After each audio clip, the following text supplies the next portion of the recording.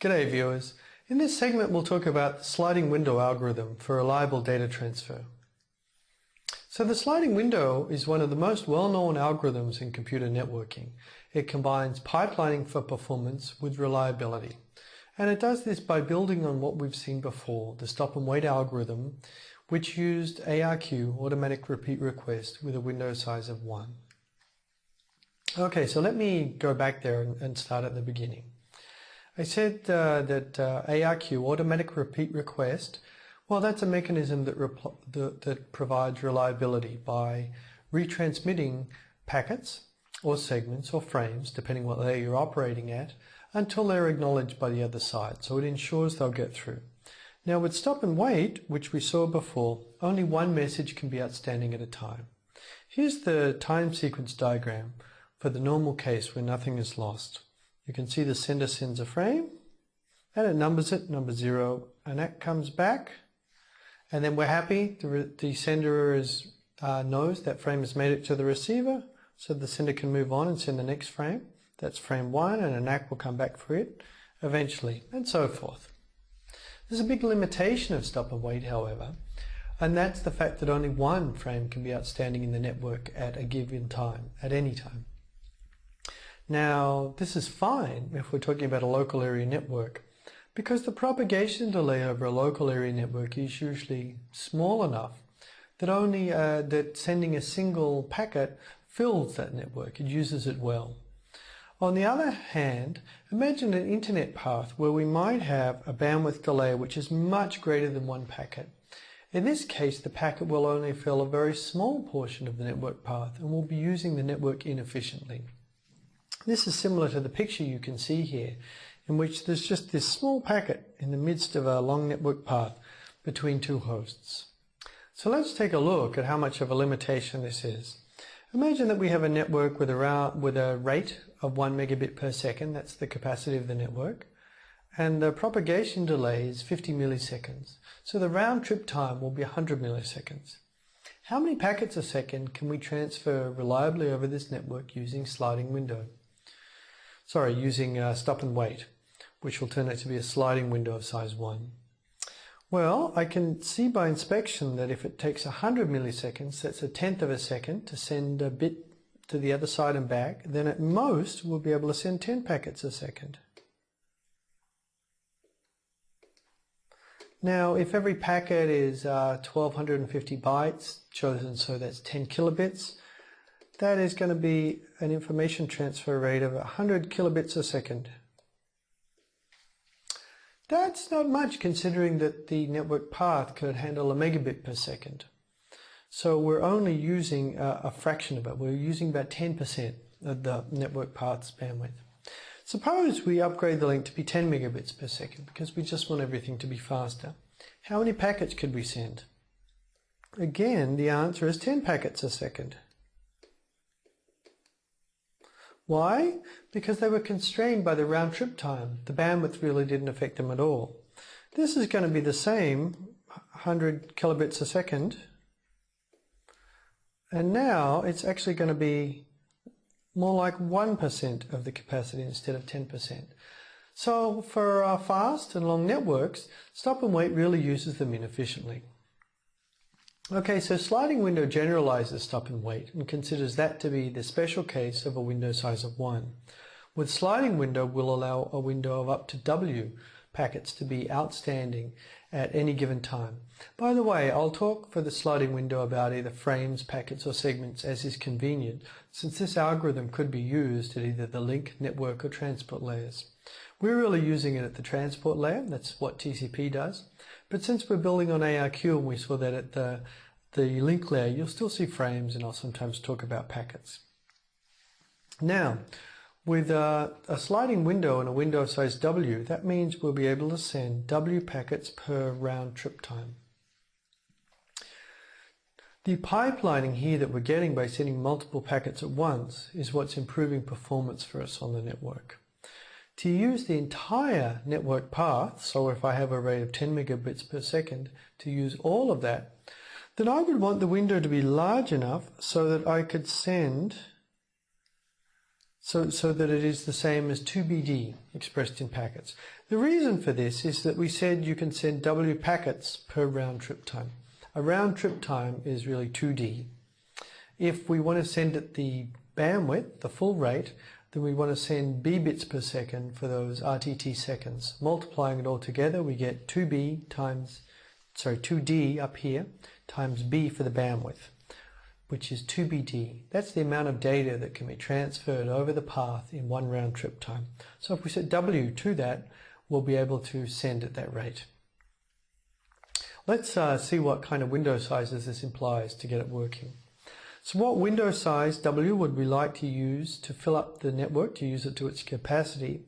For the examples before, now with a rate of 1 megabit per second and a delay of 50 milliseconds. So we would like W to be equal to 2BD, that is twice the bandwidth times the delay. I'm just going to multiply the bandwidth first, that's 10 to the 6 bits per second, and twice the delay is 100 milliseconds, so that's 100, 10 to the minus 3 seconds. So that's 100 kilobits. Kilobit. Now expressed in packets, if a packet is about 10 kilobit, that's 1250 bytes. This is about 10 packets. So to use the path fully, we needed to have a sliding window size W of about 10 packets rather than the one packet in stop and wait. And this is what you might imagine, since we worked out before, we're only getting to utilize about 10% of its bandwidth. So we were off by a factor of 10. Now, what if we increase the rate to 10 megabits per second? Well, I could do my W equals 2BD calculation again. This is a W. And actually, the only thing that's happened is the rate, which is the B in this equation, has gone up by a factor of 10. So it's going to be 1000 kilobit, or approximately 100 packets. So you can see that I would need a reasonably sized sliding window to fully utilize this link, and the sliding window would just have to get bigger for faster and longer links. Okay, so here's all of this tidied up, and hopefully I got all of the math right. So let's now talk about the sliding window protocol in a little more detail. We've just said that there are these W packets outstanding, but how exactly does it work? Actually, there are many variations of the sliding window protocol, depending on exactly the way you want to handle the buffering, the acknowledgements, and the retransmissions. I'm going to sketch for you two versions. One is called Go Back N. This is the simplest version. It's not terribly efficient when there are errors, but it's quite simple and you don't have to do much at the receiver or sender. And I'll also talk about a version called Selective Repeat, which is a little more involved, especially at the receiver. But on the other hand, it gives us slightly better performance. Or actually, it could be a lot better performance in the case when there are errors. So this is what happens at the sender. Now, the picture below is showing you the buffering as a function of the sequence number space. So sequence numbers go up to the right here. So this is the segments of data go along to the right here in this picture. The sender is allowed to buffer up to W segments of data until they're acknowledged. So this is information that's been sent and not yet been acknowledged. The sender needs to buffer this because if it's not acknowledged, the sender is going to have to retransmit it, so I better have a copy. We'll express the sliding window with a couple of sequence variables, a couple of state variables. One is going to be LFS, that's the last frame sent. That's here, so it's the highest numbered segment which has actually been sent out but not yet acknowledged. The other variable is LAR, the last acknowledgement received. So that's the number of the highest in-sequence acknowledgement which has been received from the other side. And our sliding window allows us to, it has a buffer of up to W packets, so we can have a difference between LAR and LFS, that's the number of packets we've sent into the network that haven't been acknowledged, of up to W packets. You can see here is the sliding window here, and we actually have 4 packets out in the network, the window's 5, so actually we could fit one more.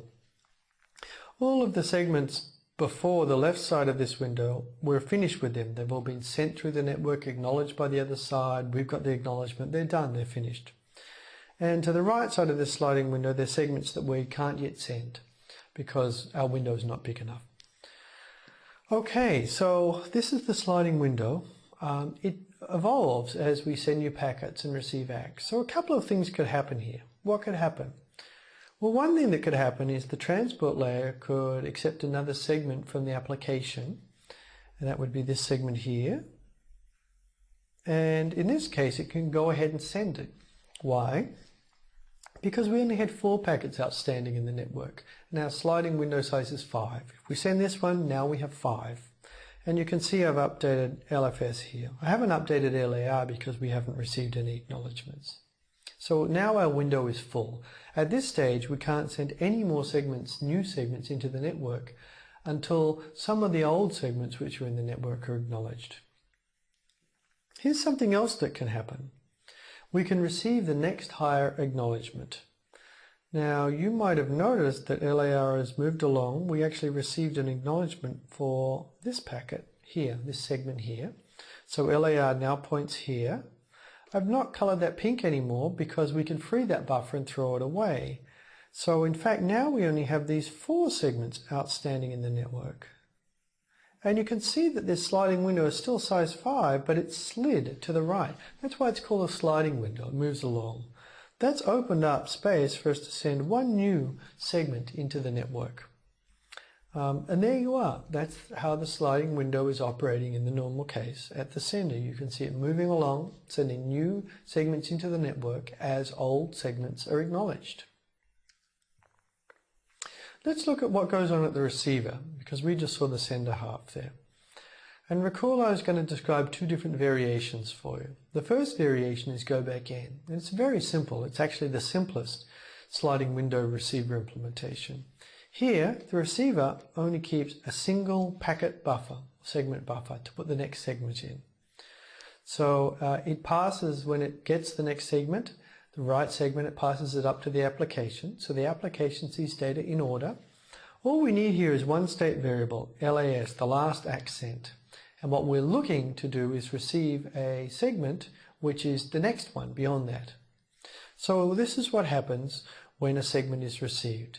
We look at the sequence number. If it is the next one, then we accept it. We put it in the buffer. We pass it up to the app as soon as the app can take it. We update LAS. This is now climbed up by 1. And then we send an acknowledgement to the other side to say, yep, got LAS plus 1. If the sequence number is anything else, then we can simply discard it and not worry about it. In effect, there has been some kind of error. If it's something else, then a segment has been lost in the network. And the sender is going to work that out and retransmit the lost segments. We'll see that in a little while. Well, now let's look at a different version of the receiver for a selective repeat receiver.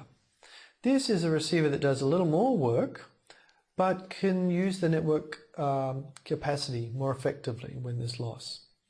So here, the receiver still passes data up to the app in order, but it buffers out of order segments to reduce retransmissions. So instead of having a buffer of size 1, it's going to have a larger buffer, and it will take segments in there even as they're not the next one, and it will hold on to them.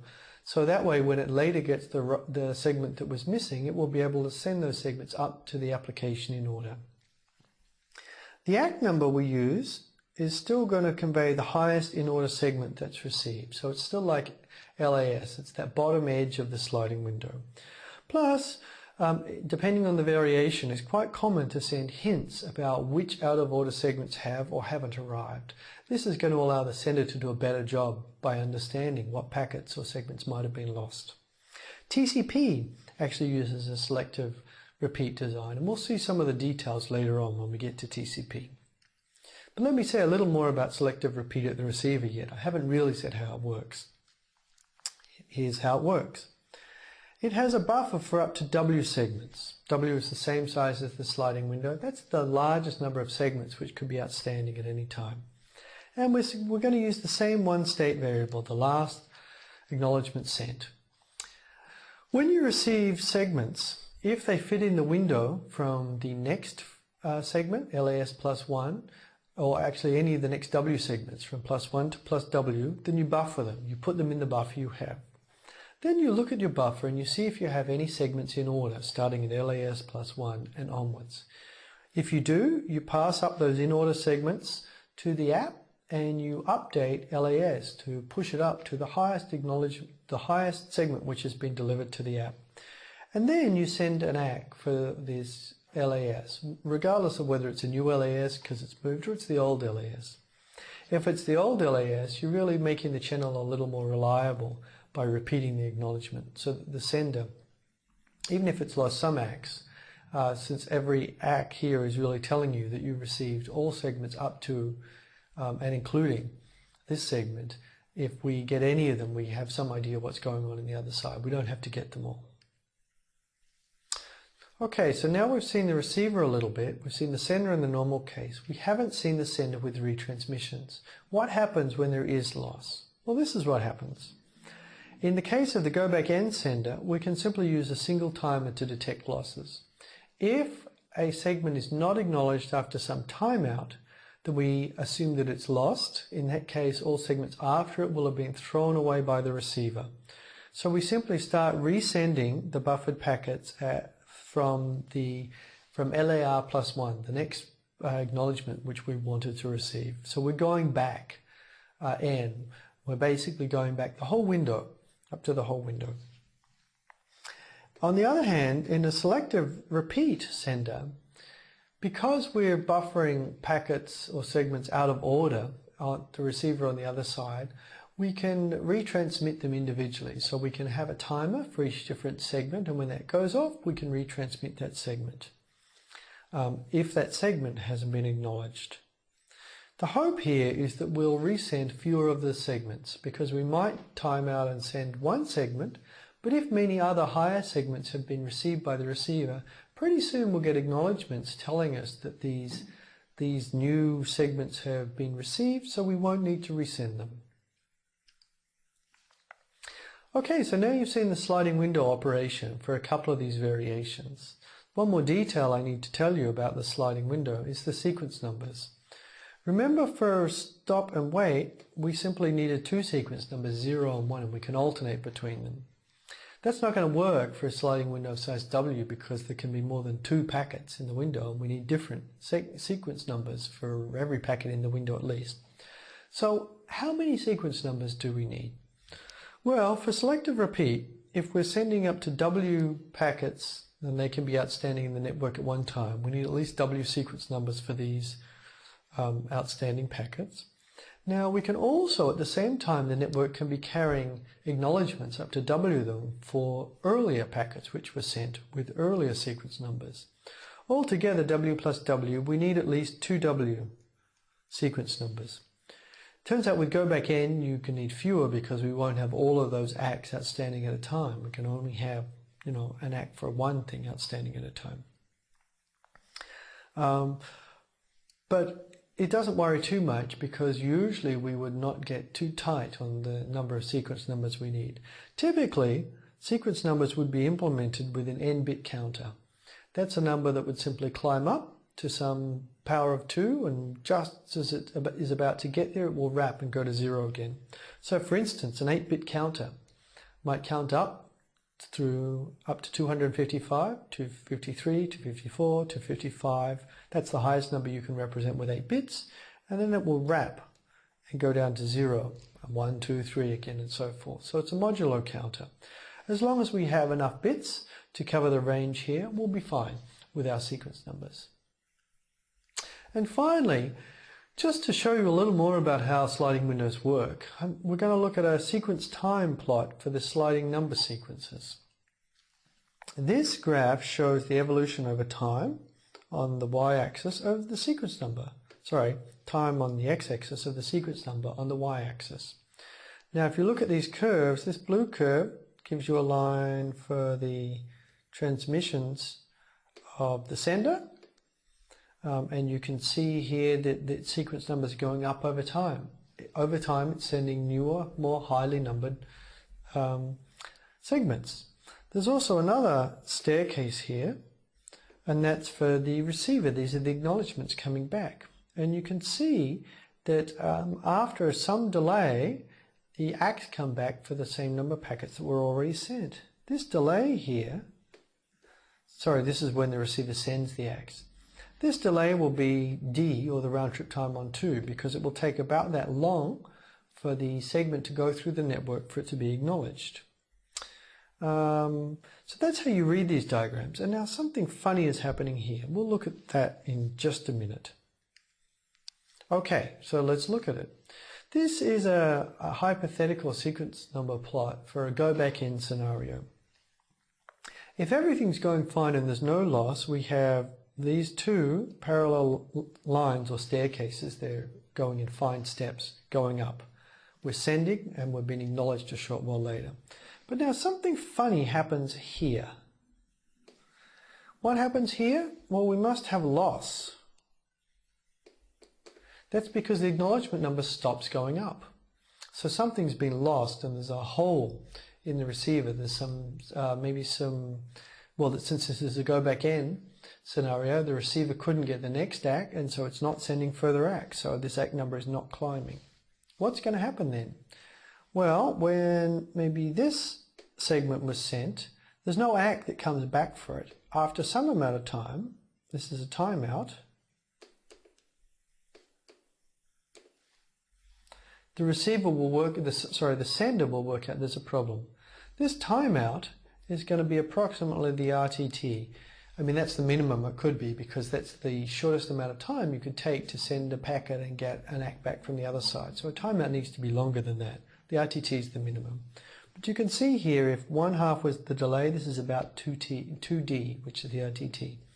After that time, the receiver, it's hard to work through these things. After that time, the sender will time out and it will start sending these things again. So up through here, these are all retransmissions.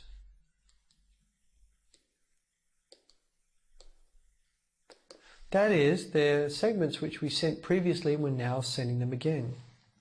And after another short delay, across here at the bottom, the receiver will start sending acknowledgements for them. And it looks like we get those acknowledgements because we keep climbing up here and there's no more loss and we keep going. So as you can see, there's a lot of information in this time sequence diagram if you know how to read it. This is just one scenario for the possible evolution of a sliding window. There are many others, but I hope from this, this lecture you have a sense of how the sliding window works. Oh, and you can see here I've cleaned it up, and hopefully I've gotten all of those inferences from what's going on correct.